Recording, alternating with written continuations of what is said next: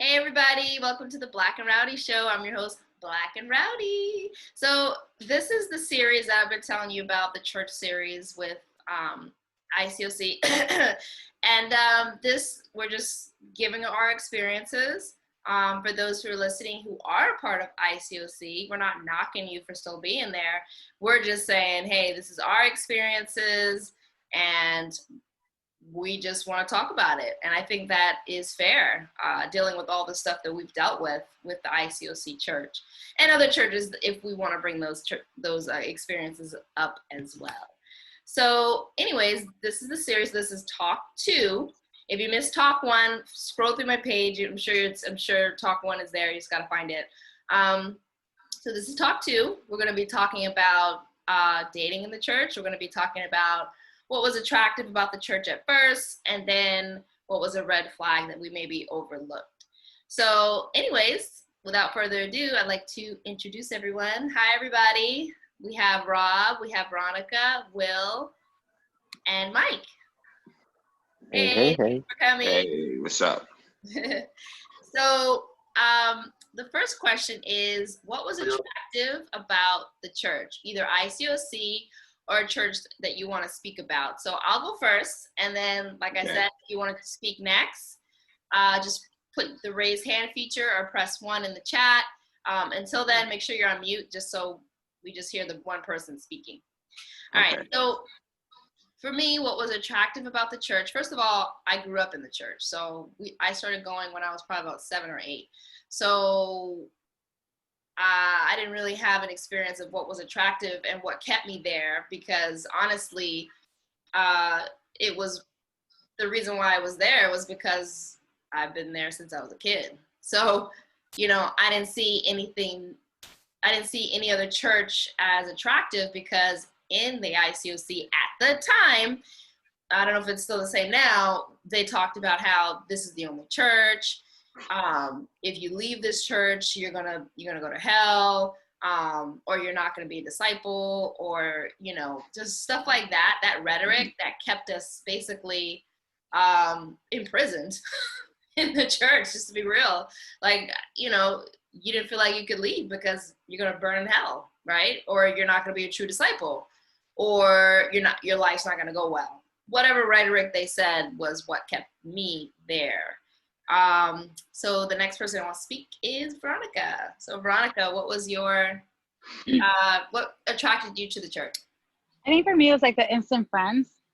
How like you were the new person, people just want to get to know you and talk to you and just like be nice to you. So that was like the attraction. That was the attraction. Yeah, same. I think the whole group setting of friendships, and even though I later found out it was basically fake, because once I left, none of these people spoke to me again. Like literally. I think I have one person that spoke to me. Everyone else either didn't know I left and thought I moved somewhere, and then that's why they spoke to me, or it just, again, it didn't surprise me when I left that all the friends left too. So yeah, anybody else want to speak on what attracted you to the church first? Yeah. What about, Rob? Yeah. Yes.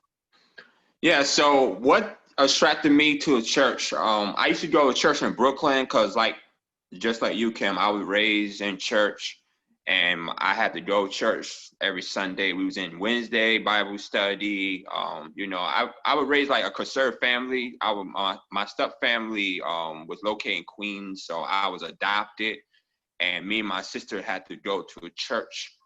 We used to travel to Brooklyn, and what had made me attracted to a church was the music. The pastor spoke a lot of deep things inside the church and stuff like that, But when it came to talking about deep stuff when you're a teenager and you don't do a lot of things, they wasn't around. It's like nobody wasn't able to communicate. It's like it was a big church. It was like a kind of big church. Actually, my ex-girlfriend was from that church. Yeah. And what made me really attend that church because, you know, I was, you know, was into it. I was, you know, I'm into the music, the drums, the guitar, playing the piano and all that stuff. So that would draw me into the church, unfortunately. And the word, it was an important thing, but the people was there. They was not communicating. They was like friends. They was like playing, like pretending, you know, actually to pretend to be your friend, but they're not really there for you. They ain't had the heart, like you expected, like expectations. That's why the problem with the church is that we put all these people on a pedestal. Yeah. And you cannot do that. You have a relationship with God, okay, that's cool, because that's the more important thing anyway. It's just the building. We got the same people who have problems, you know, the same things that a normal person would go through. The only thing is the difference, we accept Christ. Yeah. But you're supposed to just be real, and you come there when you have pain. You know, I was going through a lot of stuff. Yeah. And you know, like you suffering from pain, you suffering from teenage things, you know, peer pressure, of depression, anxiety, you know, mental health, whatever. You're supposed to have a talk with the pastor or talk with a youth choir, a youth person, or someone that you could just call and say, you know what, I want to have a dialogue, a conversation with you. Can you give me a meeting or a schedule? And it's just like, I just feel like the people who was there were just fake. It's just, yeah. And my ex-girlfriend was there, so that even made it worse because my ex-girlfriend cheated on me. You know, I was a teenager. I was 17 years old. I don't, you know, it is what it is. I don't care anymore. But yeah, we was dating, and they were saying, well, you and her should not be dating. You know that the Bible said, and God don't want you to get too close, and you know, kissing and all that stuff. So, yeah. You know. Yeah. Thank you, Rob, for that. I think that's a good segue because I think we'll just skip right into the dating question, and then we'll move to the other question I said earlier. Since that was a good segue, thanks for opening that door, Rob, because we're just gonna go right into it. So the next question is, how is dating in the church? Just want to laugh because it was just, very awkward, honestly. For me, I didn't feel like I was dateable because of not feeling spiritual enough, right? I think there's a group of women in the church that were always going on dates, and Veronica can attest to this. There were always the same women going on dates, while the other women, like once in a blue moon, will go on a date with these group of brothers, right? Mm-hmm. So to give you context for those who have no idea what we're talking about, so in this particular church, they told us we could only date within the church. So we were not allowed to date people outside of the church at school or work or whatever. So we were only allowed to date people that were in the church or a part of the sister churches that are in other cities. So for me, it was awkward because most of the dates were double dating, which was fine, but to me, it was awkward. I guess in the beginning, I was very introverted, so I didn't like to speak very much, so that's why it was very awkward for me. And then it was also awkward because a lot of these guys, I felt, were portraying themselves to be super spiritual, and I felt like I had to be that bar, you know, to be super spiritual or whatever, or to be quiet and meek, like the Bible says, to be quiet and meek, and you know, all of these things that you grew up with, thinking that's what you're supposed to do, right? You know, and I mean, awkward, and that's the biggest word for me, awkward. Veronica, what do you think? So I remember like being constantly told, oh, you need to focus on your heart.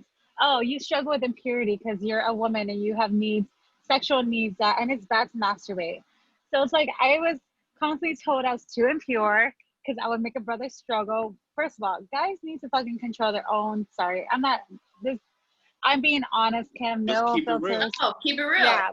Just keep it real. Facts. Girls don't make men struggle. Men struggle because they can't keep it contained. It's not our fault if we want to we want to wear leggings. Oh, you can't dress like that because XYZ is struggling. I'm like, he can't keep his penis down and not think about me sexually. Yeah. Like, and I was always like, oh, you can't date him because, or you don't even think about dating at this point because you need to work on your mental state of like being like impure. Like you struggle a lot with impurity, meaning like sexual urgencies. So you shouldn't be even thinking about dating because you need to keep that contained. Yeah. Are we like women? Like, don't we have periods? Don't girls ovulate? Don't men? I mean, I know that there's guys who have like the men sort of like thing of the menstrual cycle. Like, I know y'all have your periods too, but they're like not, they don't have blood in them. You know, it's like, it's just like, it's a natural thing. It's Yeah. natural. So constantly told like, yeah. Oh yeah. And it's funny because those same people that said that are the same people that are sleeping with their boyfriend. Yep. Or cheating on their wives. Like, don't play with Facts. me. Like, don't play with me. We already know the dirt. Like, so when coming up here and tell me that this no, boo boo. Like, you're human just like the rest of us, you know? Yeah. At least we're keeping it real.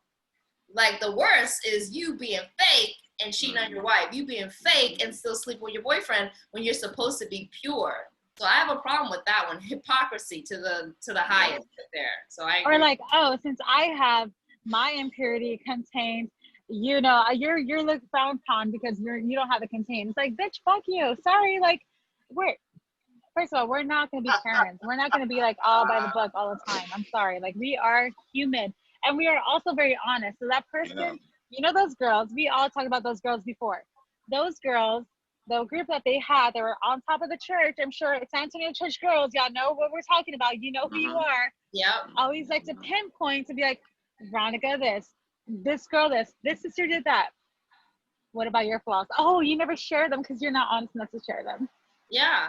Or you lie about your flaws, you know. It definitely freaks in the church. Lost their ability. They lost who Jesus is. They just lost who Jesus was, you know, is and was, right? Because, you know, reading the Bible and, like, seeing Jesus as he was, and I'm like, dude, like, people need to go back and read their Bibles. Like, he was not playing. Like, and he was not white. He was Arabic. Yeah, and he was not white. Yeah, and that's one that goes over people's heads. I'm like, no, he wasn't white. There's somebody, Mike, go ahead. You can go ahead and join in. Yeah. All right. Speaking from the brother side of the ICOC dating scene, that was one of the things I hated.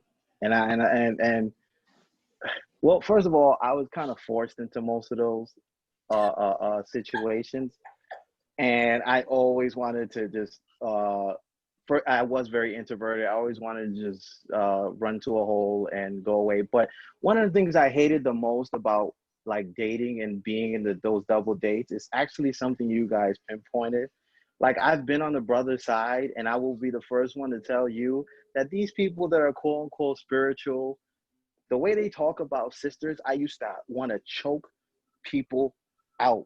Because in my mind, I'm thinking, and you're supposed to be quote unquote the spirit, because you know, like especially in the teen ministry, they have their handpicked favorites. Yeah. The handpicked favorites are always the ones that talk the craziest about sisters, said things they had no business saying, and I can particularly remember a guy that was bashing a sister, and it was so weird because she didn't like me, like she felt some type of way towards me. But when I heard him bashing her, I was like, whoa, whoa, whoa, whoa, whoa. If you got something to say it to her face. Why you got to say it behind her back? Yeah. Why you doing defending her? She don't even like you, blah, blah, blah. I was like, it has nothing to do with, she could hate me all she wants, but you got to learn to be a man. Say that to her face. Why are you talking behind her back?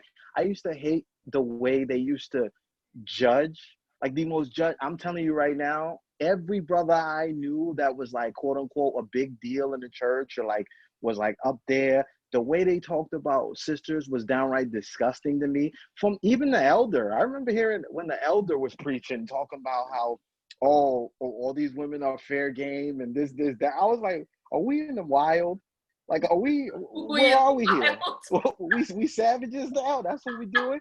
And the worst part about that particular sermon was that all the brothers that was standing up, clapping and cheering. And I'm like, yo, if I could spit on each and every one of y'all, I really would. So I hated the dating scene because it always felt like everything was fake in the funk.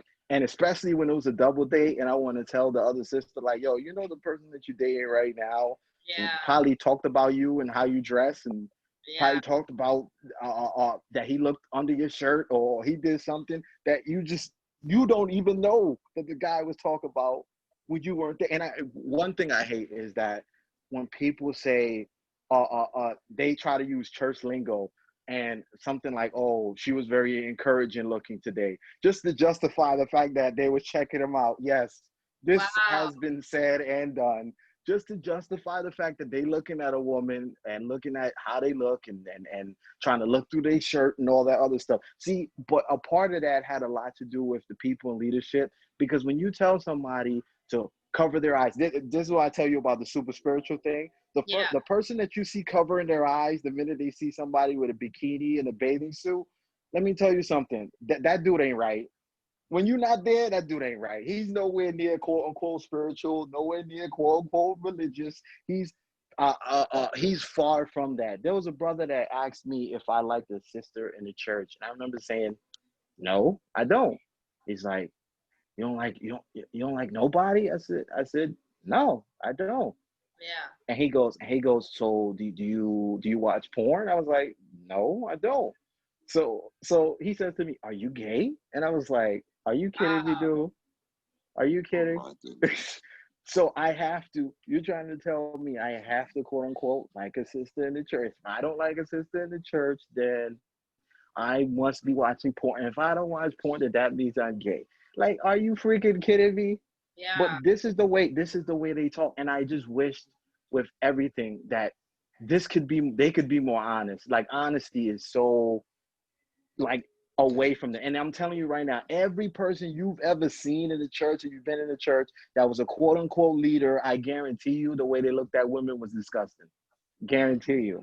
Yeah. Because it never failed for me. Every time I would talk to these brothers, and then they want me to go to these double dates, and they want me to go, oh, this, blah, blah, blah. And they, oh, she look good, blah, blah, blah. I'm like, are you freaking kidding me, dude? I don't care. Yeah. I don't care. So I tried to avoid. I remember once, and I'm very introverted. I remember there was like a winter ball or something like that. Like, I don't like going into any of those things. I went in there all with a fresh suit, this and that. And then these two sisters said, "Oh my God, you look so cute, blah, blah, blah."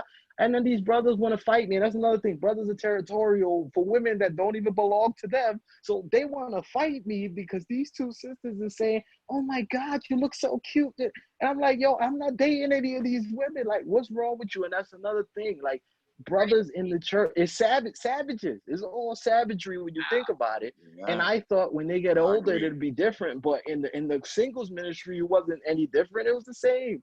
Same savages doing the same thing. And that's why I hated it. Yeah. But yeah. That is great. Real quick. Yeah, go ahead, Will. Yeah. So and I was just listening to a lot of y'all stories and everything, and y'all just some of the things you're sharing, especially in the dating. I find that with not all churches, I definitely want to establish this. Not all churches, definitely not all men in the church. But as with everything, there is always an added layer of chauvinism and a lot often misogyny into it.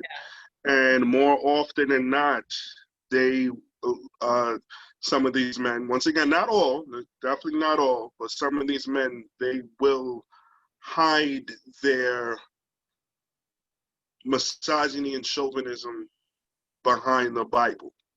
Mm-hmm. So when you have, and like you said, as Kim, as you pointed out earlier, a lot of these times these people, they don't read the Bible and they're not understanding where they're coming from. Mm-hmm. So they will be hyper vigilant with the women, and they'll be hypercritical with the women. But with the men, it's kind of a more laissez-faire, anything goes. Yeah. You know, give them a slap in the rear, hey, you know, whatever. While the women, you know, a woman, a teenage girl, she may have she may have I don't want to say unwanted pregnancy, but a teenage pregnancy, and it's maybe a big thing in the church. Meanwhile, a boy has it and it's big, but it's not as big, and it's not. It's still treated as, well, you know, this is just the norm. Guys will be guys, things of that nature. And unfortunately, I noticed that, I'm gonna use some strong language.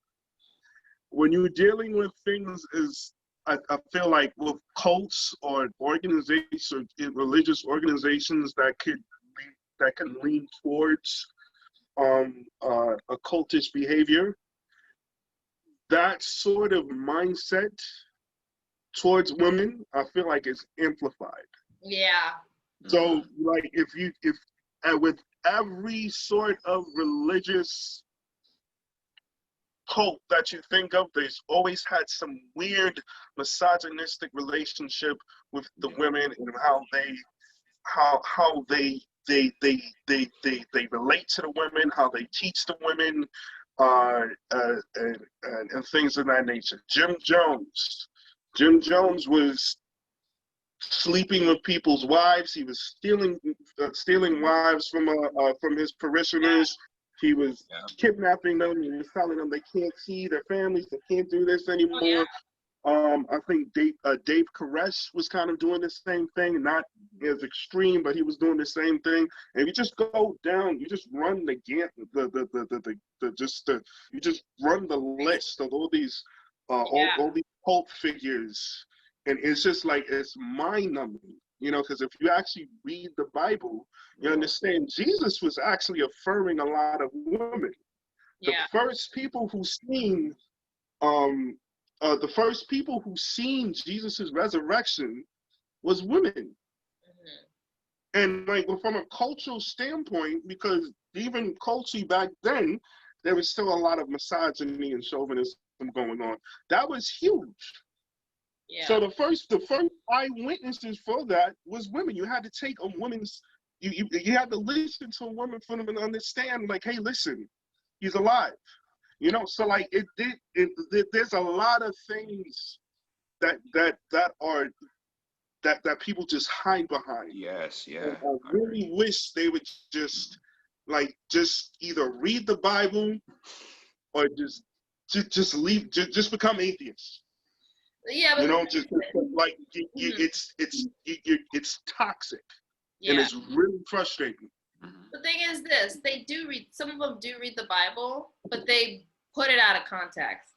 They take it completely out of context.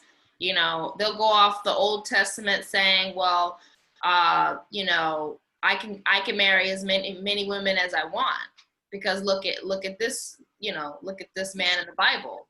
Which is funny, because that's not even true. Because it was tolerated, but it was not that wasn't God's that wasn't God's idea of, well, at least from, like, it was tolerated. That definitely wasn't God's idea of marriage. Yeah. And a lot of these guys who had the polygamy and doing everything else like that, they all became apostate. Yeah.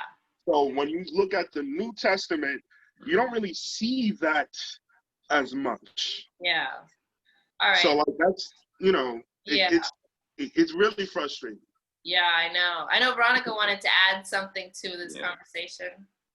So let's talk about like how the sisters, okay, I'm plus size, right? So there's girls in the church who are plus size. And like, I remember a sister really saying, oh, you should talk to this brother because he was a bigger guy. And like, I really saw this girl that she was, I'm not gonna say her name because I'm still friends with her on Facebook, but she was big, like we were about the same size. Sorry, these mosquitoes are crazy. She got a surgery and she's skinny now. She's really skinny. And now she's dating Now she's engaged. Now she's getting married. And something happened with Ro, right? Didn't Ro get surgery? Isn't she smaller now, or is she still? I don't know if she got surgery. I think she just lost weight. Yeah. Yeah. So it's like, oh, now we're more eligible to date because we're more prettier because we're skinnier. Yeah. And that makes me mad. It's just like we as girls were like, if we were bigger, we were the last pick if we were bigger, because you know, I feel like everyone in the church always wanted the skinny girls, the smaller girls. Yeah. So, I mean, that was my experience. Kim, you're obviously skinny, so I don't know if that was your experience, but that was just like annoying experience of mine. Yeah. No, I can understand that. My experience wasn't necessarily that. It was the spiritual girls. See, there's always something, right? Like if you're not this or you're not that or you have to be absolutely perfect, right? That's how I felt. And it's just annoying, you know, and it's honestly degrading to women. You know, there are beautiful women in the ICOC that I still see. They're single. It's like, how are you still single? Like, what? You know, it's just surprising. It's like, why is it like what's going on over there? You know, and that's what I mean. It's like you have to fit in this little perfect box, you know. And you know, these brothers, I feel like I don't know. I feel like they have a misconception on what a woman should be or what a woman, you know. I think that's really the issue. They need a different revamp on what a woman is and who she is in God's eyes, because they've lost it. And you know, honestly, like after I left the church in when I was 31. Oh my gosh, what year was that? It was like 7 years ago, basically. And when I left, I had no desire to date anyone that was in any church denomination. I was done. I was so broken from what happened, where I wasn't treated very well. It was just kind of like meh. You know, I was always pawned off to, you know, oh, you should like this brother, and the brother's black. It's like, why are you always trying to get all the black people together and all the white people together? Like, what is that? To me, it's just like, can't you just say, hey, why don't you like this brother who's a different race? And I can see the personalities are the same. No, it was never like that. It was always like, oh, you should like that brother over there. The only black guy, you know what I mean? So I just didn't like the way that they thought about, like, just that whole situation irked me to no end. And there's a couple hands for that one. All right, Mike, go ahead. Yeah, on the brother side of ICOC, I can tell you that most of them were vain, and it again, like everything, it's learned behavior. Because if you see somebody else that quote unquote moves up in the system or is connected to somebody that's a big deal, and he's looking at it that way, then oh well, I could do the same thing, and I could do that. Like most of the quote unquote relationships that I knew, it was very rare if I saw genuine. Yeah. It was always a setup because, oh, that person has influence and that other person has influence, so put them together. Like, you know, because they could be leaders. Like I used to be like, dang, they really arranging marriages up in here, talk about, oh, these two gonna get together and then they're gonna lead this ministry and do this and do that. And like I always knew that on the brother side, it was very rare that you find a situation where the brother wasn't vain and he didn't, these brothers didn't care about spirituality or anything like that. Like that was the biggest lie. Like the whole, oh, because she's very, very spiritual, da, da, da, da. They could care less. You could be the most spiritual person in the world, but if you don't look a certain type of way, or some dudes like if you don't got big boobs or you don't have a big butt or you don't look this way, they're not gonna look at you. They're not gonna look at your way. The only way they'll look at your way is if you are connected to somebody that'll move them up. Like I knew somebody that is currently a leader in the church who was dating an elder's daughter once upon a time, and he said he dated her because he wanted to get in touch with the family funds. Like people laughed. I'm like, you think that was a joke? That was not a joke. So He ended up not marrying her, but he married somebody else that helped get him to the level that he wanted to get to as a leader in the church. Now, here's the funny thing, and here's the joke about what favoritism in the church is, and why when you talk about the chauvinism, like if said brother decides he wants to cheat on his wife, just like he cheated on his girlfriend before, he's David. He's David and Bathsheba. Oh, look, but he was a man that was out for God's only heart. See, they remix the Bible when it's people they're connected to. There's forgiveness when it's people that it's connected to. But when you're not connected to the leadership, there's no excuse. You are banned, or you are criticized, or you are attacked. So that's the thing. The people that judge or are trying to do the hookups are the ones that are doing everything wrong, or even their relationship isn't even genuine because, oh, such and such encouraged me to be with this person. You know, it just was never like, for me, one thing I will say I'm grateful about when I was in the church is that I just was not popular. I never wanted to be popular. I never wanted to be famous. I always thought that, I remember telling a brother that was like, everybody, he dated every sister under the sun. I remember saying, like, I'm like, is it hard to be that fake? Because I think it would be hard. Like, I'll go home exhausted, like, damn, I had to be a phony for an entire week. Like, I told him straight up, I'm like, I don't know how you people can do that, because ultimately, like, when your lies aren't even going to be able to hold up after a while, and then it's like, brothers are users, so they're gonna use the sisters. Look, if a brother's gonna give you a ride or whatever in their car in the church, there's a hidden motive, there's a hidden agenda behind that. I've seen it from so many brothers in the church who do certain things so they can get something, and then when things happen because of who they're connected to, they're automatically justified. There's an automatic excuse for everything they do. And it's if personally, I feel like the sisters should be worried when they date in ICOC specifically. You got to be worried, because if something happens, guess what? You're going to be the one that is, especially when the person is in leadership, you're going to be the one that gets attacked. It's not going to be that person that's connected to a leader. That person that's connected to a leader is going to be justified. They're going to make every excuse under the sun to protect that person, no matter how wrong that person is. That's why I'm grateful that nobody protected me in the church. I'm grateful that people didn't like me in the church, because you know what? I look back and I say to myself, if these people like me, then I was doing something wrong. You know what I mean? I'm sorry to go off on a tangent, but no, that's so true though. Yeah, I wasn't popular either. Yeah, at all. But no, thank you for that, Mike. That was really good, insightful. Rob, you have something to add?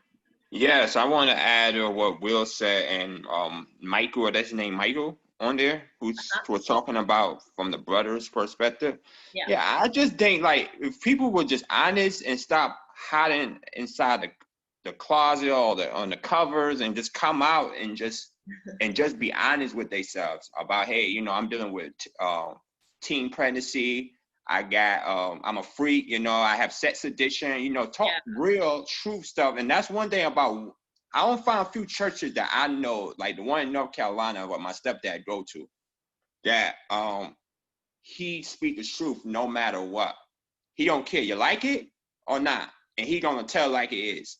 And he gonna get deep into politics or anything that you going through. He just gonna be real honest with you. If you are pretending, and if you running around and playing the games, because we got freaks in church. We got, you got pedophiles too. Facts. Pedophiles. It's freaks in churches.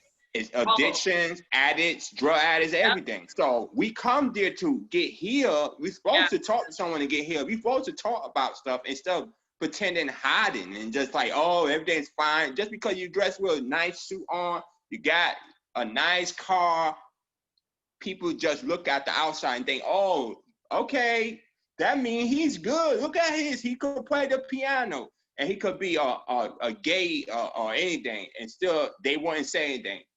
Just speak the facts, speak truth, be honest, say, hey, I'm dealing with this. I'm dealing with, I'm an addict, I smoke on Saturday. Just be real honest with you. And we're supposed to pray for one another. You're not supposed to take people down, tear down each other. You're supposed to lift one another, you know? It's just that's what gets to me. It's just like they put on a show just because they want to fill up their congregation. So they put on a show and want to put a front on. They don't want it. I guarantee you talk about sex, most pastors don't want to talk about that stuff. They don't want to talk about what issues you're dealing with. They don't want to talk about that stuff. They're like, oh, you'll be all right. You know, you'll be all right.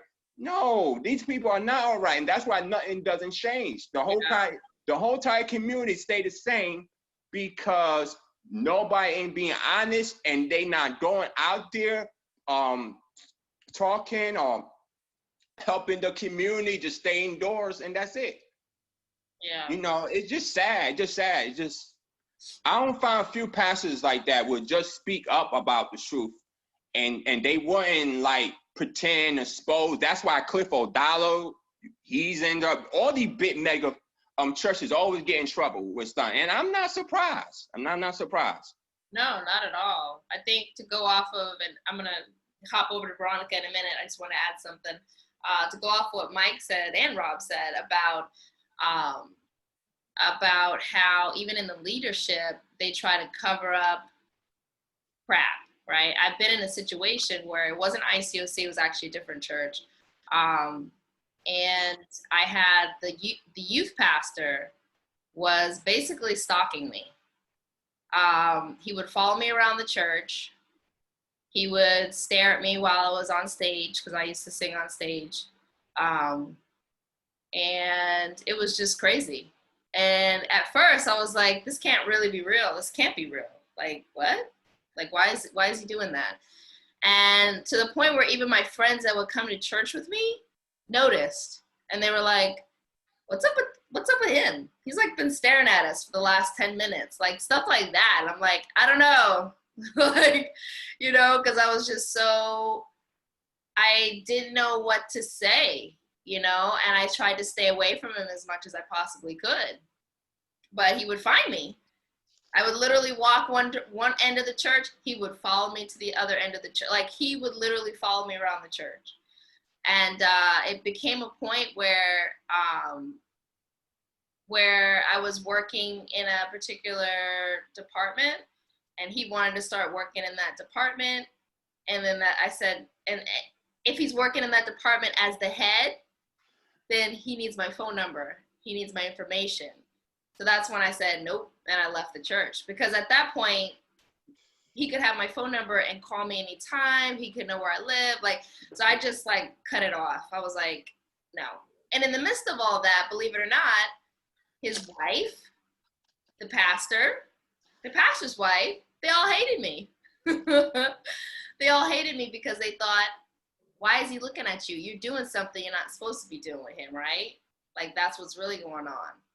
And they would cut me off. They wouldn't even say anything to me. I would say, hey, hi, how are you? And they would like ignore me. Really hurtful stuff, right? Meanwhile, I wasn't doing anything with him. He was doing something with somebody else in the church. Found out later. Woo! But they thought it was me. So anyways, it was a whole drama. It's always like that. Yeah, and it was a whole drama. But I wasn't about to get run off when that was all going on. But once it came to a point where he was gonna get my information, I was like, nah, we're done here. But anyways, Veronica, you have something to add? Oh my goodness. Okay, so I had something earlier, but then you talked about that kind of shit. It's funny. I mean, you also talk, like I think it was Robert. Well, one of them talked about like being like dating someone that's on top of the church. Who said that? Okay, who said it? I think it was. I don't remember. Robert said that. I mentioned it. Yeah. Mike, it wasn't Mike. Mike. Okay, so like remember when we talked about? Okay, me and Kim and Ariane had a conversation about this earlier. So there was this guy. I'm just, you know what? We're Nathan Tolliver and even Karim. So Tollivers and Karim, their families are on top of the church. Like Karim's, like the Tauruses. When you go to San Antonio ICOC, they are on top. The Tollivers are the like sort of the owners, and so is the Florence. So I became best friends with Karim Taurus. Yeah. And I mean, I'm pretty sure he's not gonna be mad if I say this. but we hung out all the time. Yeah. And Nathan Torres, me and him, I took him out on encouragement dates a lot. Because I did have like a crush on him, but I actually did appreciate our friendship. We had like a great friendship. But I had an awkward vibe by Katrina Torres. Sorry, Katrina, if you see this, I'm just calling you out. Well. So I felt like Katrina was like, she was friends with Megan, and okay, I liked Amy. Amy, the girl Amy that was best friends with Megan, because Amy, like Amy's been through it. She's been through a lot, and she actually shared that with me, and I was like, wow, Amy, thank you for sharing that with me, because like Amy, when I first saw, I was like, oh man, she's part of the trio that's like judgmental bitches. Yeah. But no, Amy was actually good. She's married to Cameron. I don't even remember. Do you know Cameron and Amy? I don't know. Yeah, but like it's like yeah. When I became friends with the Tollivers and I became great friends with Torses, they were so like Katrina was like trying. She was just being nice to me, but deep inside, bitch, I knew you didn't like me, and Yeah. it's okay. I don't like you either. Yeah. I mean, I liked you because I thought if I liked you, maybe you'll like me back. Nah, bitch, we could both be bitches to each other. Yeah. Sorry, I forget. I was gonna say something completely different, but then you start talking about like the higher ups of how you can get connected to that. I'm like, oh, I have that experience too. Yeah. Exactly. It's crazy. And I know people are gonna give excuses, right? Like, well, you know, people are people. We're all sinners under God's eyes. Yeah. All fall Also- short to the glory of God. Also, it's like Yes. we went on so many dates with these guys thinking that they actually had an interest in us. I personally went on dates with guys thinking like, oh, I think he likes me because he's asking me out so often. And he would take me on so many dates, and then he's dating a girl from fucking London. Oh wow. Mhm. I've never dated in the church. I've never like I went on the church. I just like sporadic dating, yeah, but never like a boyfriend. Never. Serious. Okay. Okay, yeah. So it's just like it frustrated me. Like I go on these dates with these guys, hoping and thinking that they might potentially like me. That's sad. That's sad to go on these dates with guys from a church. Mm-hmm. It's just like our experience now in the world. We Yeah. go on these dates with these guys, hoping that they will like us. Yeah. And then in the end, they start dating a girl from fucking London, or they date another girl. Like this guy Garrett tried to talk to me, and not part of the church. Yeah. And like I video chatted, talked to him for months, and then I just cut him off because I felt like he was never gonna make a step. Guess what? A month later, he was dating another girl. Wow. Mm-mm. Yeah, it's like these guys just don't understand. Like, really? And he tried to talk to me recently, and he's like, "Oh yeah, my excuse was I never met anyone so far away. Like, he's just a pussy."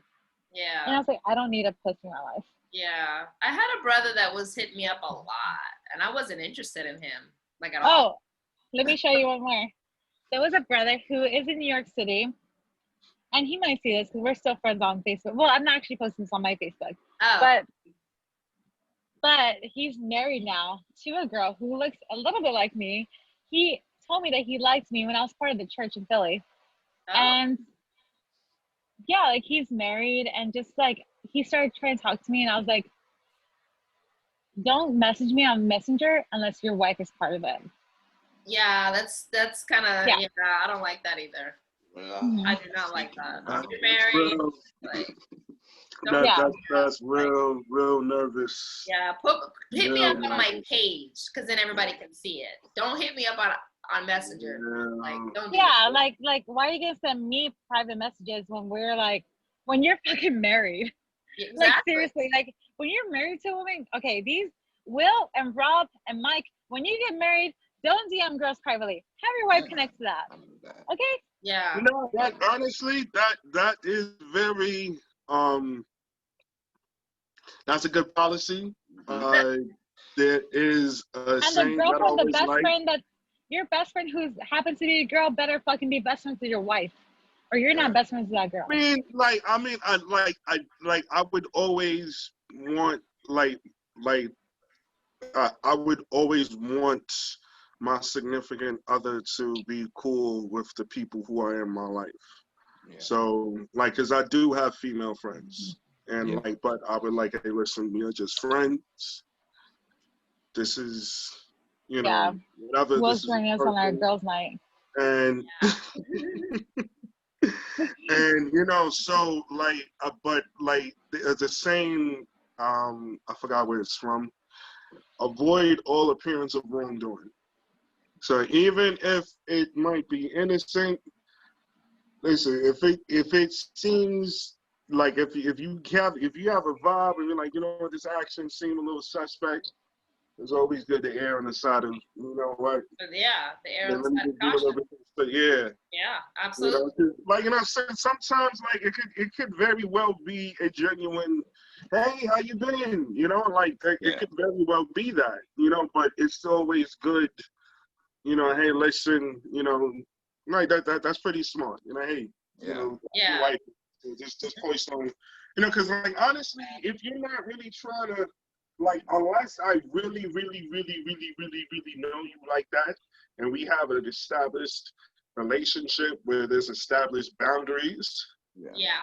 Like if I'm married or if I'm like involved with somebody, like I don't really have no reason to really DM a girl Good point. unless I have ulterior motives. Like if I'm trying to talk to somebody that I haven't seen in a while, you know, you could always post on somebody's wall. You know, so like unless we have that sort of relationship, but like, hey, yo, how you been? You know, it's just something completely different. Like I said before, I have people like that in my life, but Yeah. you know, like that's real love. Respect. Yeah. Yeah. You know, it's like I also thought about it. I'm like, hey, if I just gave in and just settled with this guy, knowing that he's not my guy, I would be married with probably a kid at this point. I mean, you could think that, but there's always a reason for everything, right? Like, did you know him well enough? You might have not known him well enough to see that he has flaws and So she's liked.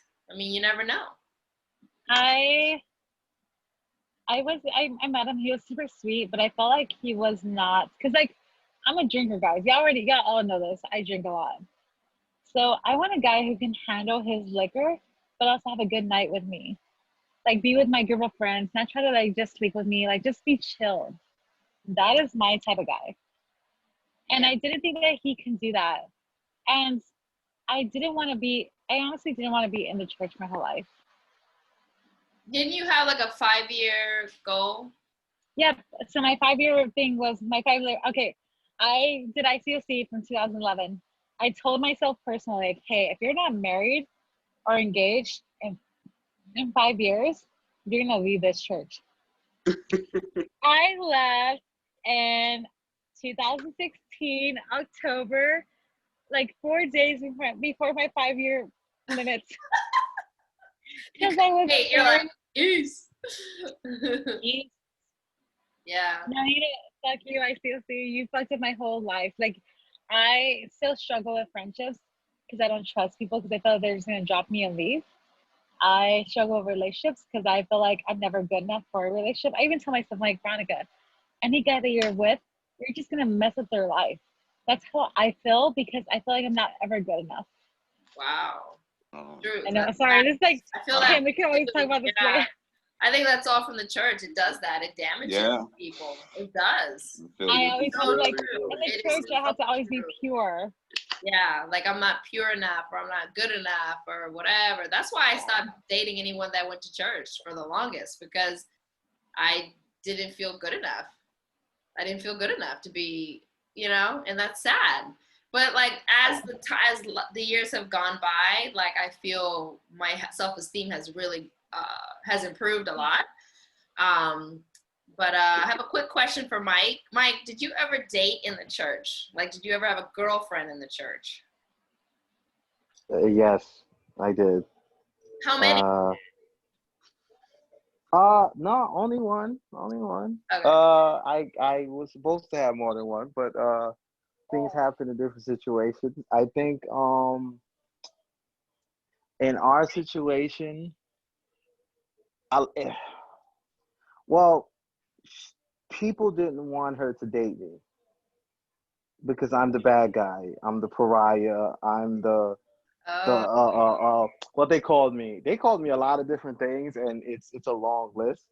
But like from the beginning, I didn't fit the mold. First of all, I've always said I'm never getting married in the church. I wasn't gonna have no kids because I wouldn't trust that my kids would be safe in that wow. church.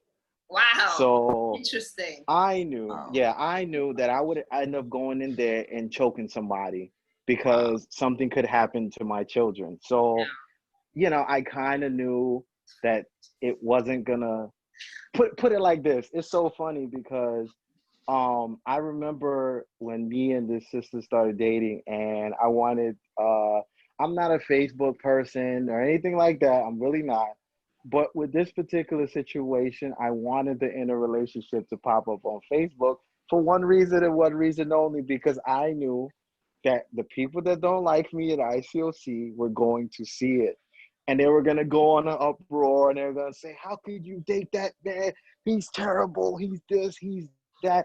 Because they had already had plans for her to be with somebody else. And I know that. I'm not dumb. She won't say that, but the facts is what they are.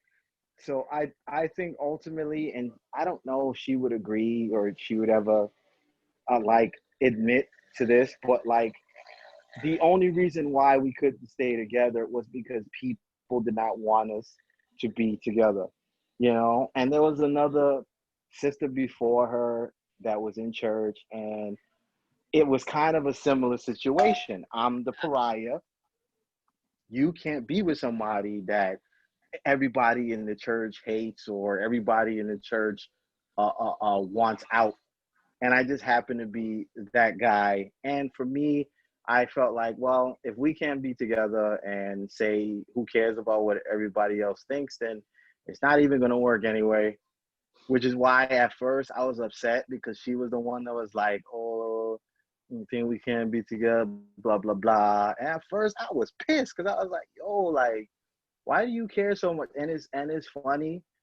It's funny because if you make the joint public, she's definitely going to see it. But she used to sing on stage, and I hated it. And I hated when she went to rehearsals for the church. And I look back and I think about it, and the reason why I hated it is not because, oh, I'm just this selfish man that just wants attention from me myself. It's because I knew that all of that was just masking the fact that, one, I know she wasn't happy in the church even back then, and two, I knew that you're doing these things and you're saying it's for God because that's what they program you to say. And in reality, it's just that's just a vehicle for them to use you. Now they're gonna feel like, now, oh look, we let you sing on stage and da. So it's almost like, oh, now you owe them. Now you have to do things for the community or for the leaders. And so I hated it. I hated when she went to rehearsals. I hated when I used to text her like, what you doing? Oh, I'm going to rehearsal. I was like, you really going to that crap though? For Yeah. real? And I used to tell her, I'm like, oh, you love being on stage. You love getting attention. You love all these different type of things. And because I knew her better. And that's the only reason why, like at the time, like I asked her to be my girlfriend, because in reality, I knew her better than everybody in the entire church. So our relationship was very different. I would never, I'm one of those people that I'm not going to date nobody just because. Or I'm not going to look at somebody and go, oh man, she look good. Let me go do this. No, no, no, no. There is time. Like, I got to know more than just your favorite color or your Yeah. favorite food. Like, Yeah. we had a legit relationship that grew to something. That is why we started dating. But when you're in that church, you can't have no real relationship. Yeah. You can't have nothing genuine. They're not gonna let you have something Yeah. genuine because it doesn't Yeah. fit their mold. It doesn't fit their system. Oh, we want this person to be with somebody else because we want her to be a leader because she was a kingdom kid. So because she was a kingdom kid, we want to set her up with another kingdom kid, and we Yeah. want them to be a quote unquote future leader. And that's kind of what it really was. Uh, uh, uh, when it came to her. Everybody, basically most of the people in the ministry that she was in, most of the leaders, they all hated me, all of them. Even they didn't even know me. It was just, well, such and such hates you, so I hate you, just out of proxy of this person. Because most of the people was so funny is that in the Bronx ministry, because that's where most of my problems are from. Most of the people in the Bronx ministry that had a problem with me never even had a chance to sit down and talk to me. Like, they've never hung out with me. They've never, none of those things. But their problem stems from, well, such and such doesn't like you, so I'm gonna go with that. I didn't go to my so-called friend, who was not my friend anymore, who was like a brother to me. I didn't go to his wedding because of such and such person. His wife didn't like me. His wife never had a conversation with me a day in her life. But because such and such leader does not like me, she does not like me. You know what I mean? Yeah. And because that's how it is, and that's how the church is structured, you can't have a genuine relationship in the church. And I'm gonna say this right now, these are facts. I don't know any brother in that church that didn't try to get married just because they wanted to have sex. That's probably the main driving force to why they run to get married. Because if that wasn't the driving force, a lot of these brothers wouldn't be rushing to get married, because they actually want to get to know the person. Instead of just, oh, we're gonna date them X amount of times and then I'm gonna go run off and get married to them. They just wanted to have sex, and that's it. And for me, I'm like, what type of life is that? Because eventually you're gonna be dealing with this person for years. You're gonna be tired of this person after a while, because you didn't get a chance to let it. You didn't give it a shot for it to grow. And I was the type of person. First of all, if a sister became too famous, I did not like them. That's just how I was. Like, if you was too much on stage and your name was out there too much, I'm out of here. I don't really want to associate with you. Yeah. You know? And that's one of the things with the sister that I dated. For me, I did feel some type of way, and she knows. I did feel some type of way that she was on stage singing. Because I'm like, oh, there you go. You letting yourself get too popular or whatever with these people. And these people don't care about you. I care about you. So what are you doing? And then they're going to tell you, oh, it's for God. I do this for God. I don't do this for people. No, you do it for people. You're just not telling it to yourself that's the reason why you're doing it. If you sit down and you admit it to yourself, you realize, oh, I'm doing this for people. But that's neither here nor there. But yeah. Thank you for that, Mike, because that's so true. That is so true. That's one of the reasons why I stepped down from singing, because I didn't feel like I was doing it for God. I just stopped doing it because I'm like, what's the point in being up there? But Veronica, you're gonna close this out. I think with singing and everything, I was actually on stage, with like singing with the church and everything, and it kills me because I don't even sound like this guy Greg, like his name was Greg, and it's like we hung out, we were best friends. I met his parents. And we both sang together on the church, like I'm like in front of the church. I'm sorry, and we like hung out outside of church. I met his fucking parents. His parents were not even part of the ICOC. I met them, and it's just like it kills me. We had like double dates with like leaders in the church. I thought we were gonna start dating, right? I felt like we were like, I loved him. I loved him so much, and guess what happened? He picked a girl from Boston. I was like, why? We spent so much time. We text. We like. I'm sorry. That's why I started to cry whenever you were talking about the church, Mike, because I was like, I love this guy. Yeah. And again, I'm still not good enough in the church because he didn't choose me. He chose Camila in Boston. Yeah. Can I just say something? I'm sorry. I don't like to always intervene, but Veronica, you are good enough.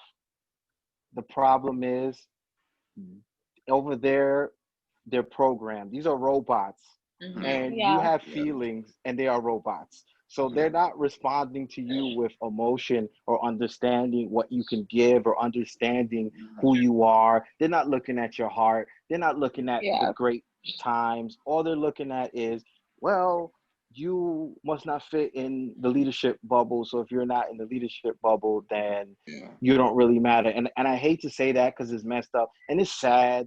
Yeah. And Honestly, honestly, your story, go ahead.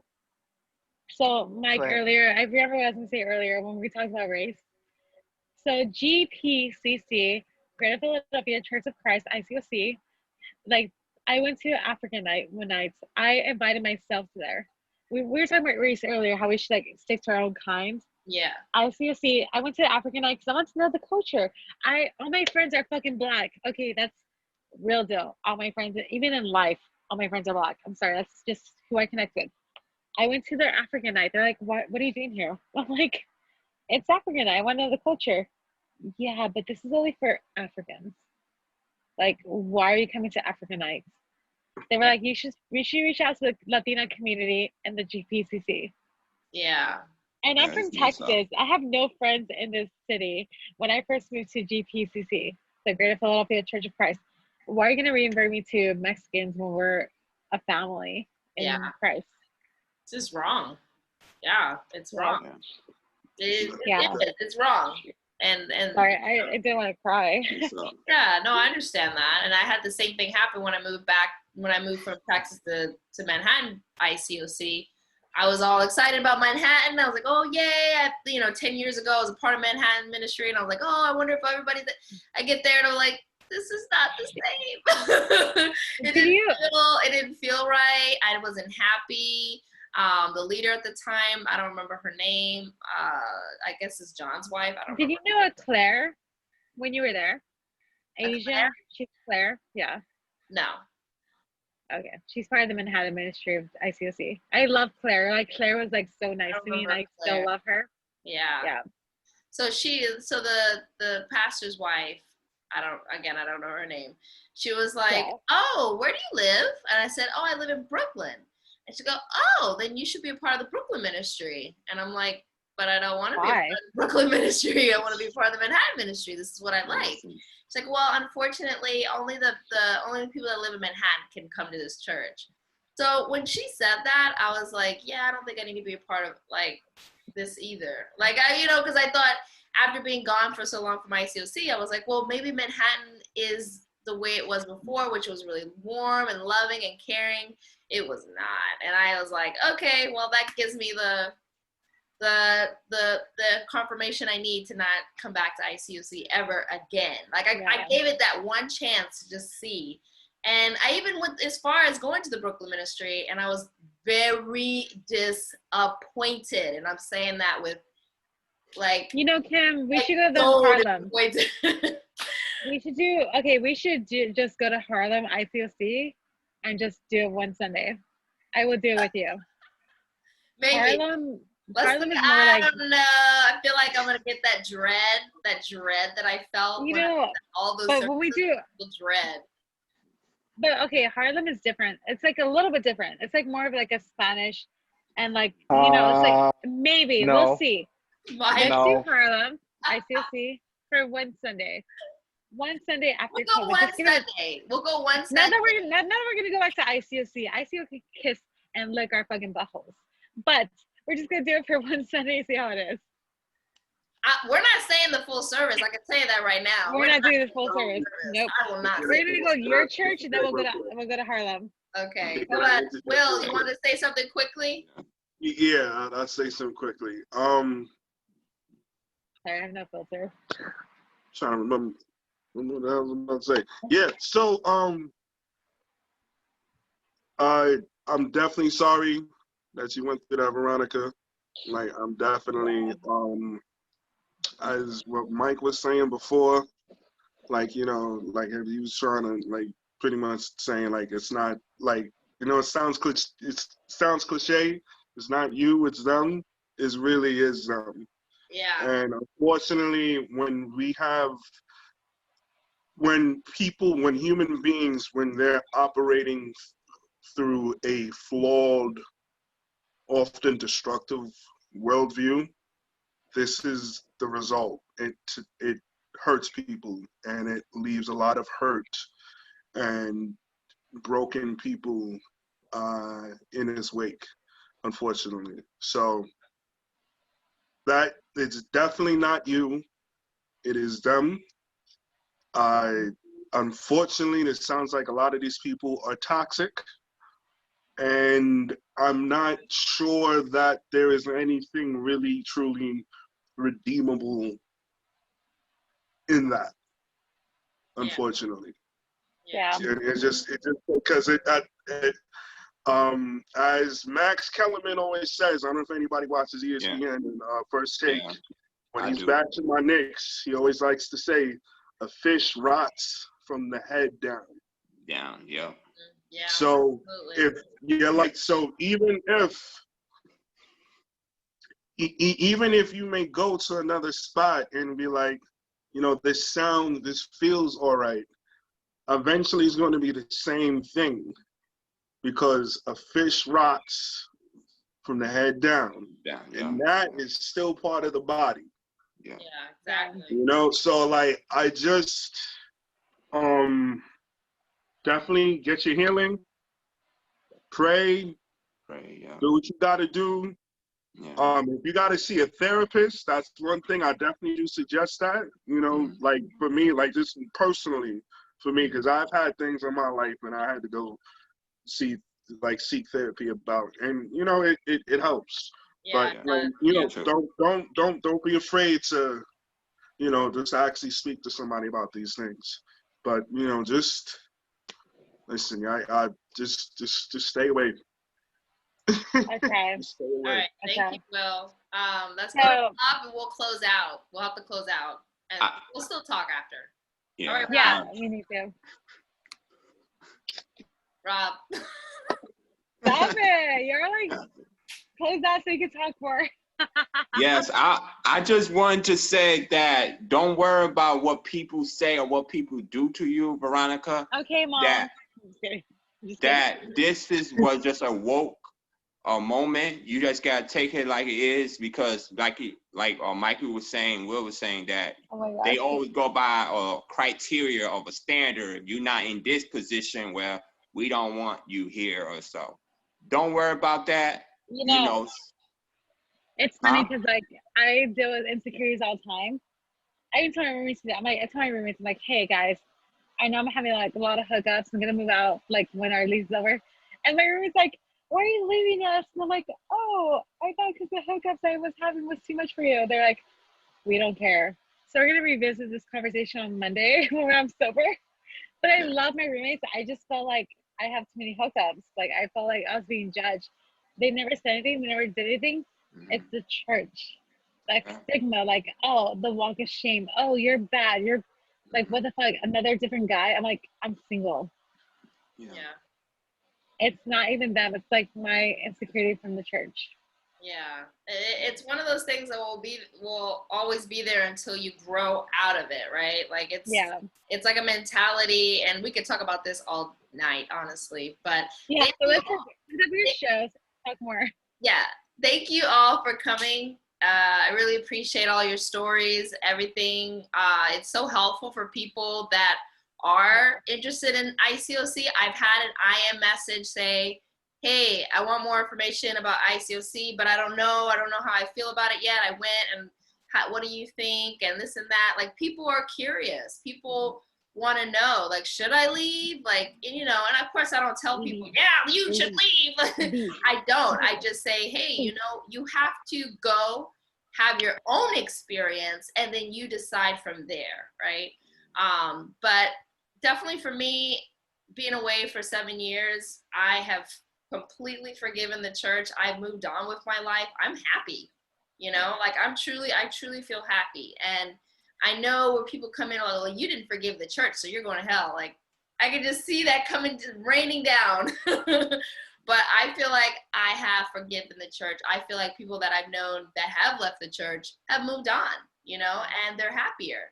And I think that speaks volumes, But anyways, again, thank you, all of you, for coming and joining on this talk. We'll definitely have maybe 1 or 2 more talks after this, because this is a part of a church series. So again, thank you, and we'll see you next time. Bye.